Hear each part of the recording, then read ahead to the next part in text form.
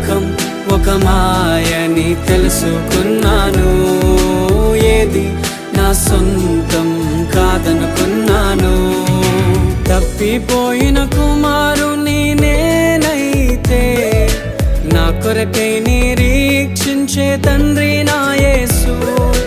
తప్పిపోయిన కుమారుని నేనైతే నా కొరకై నిరీక్షించే తండ్రి నా యేసు.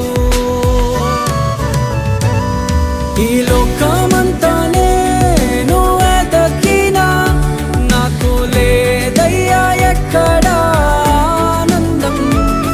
నీ సన్నిధిలో ఒక్క క్షణం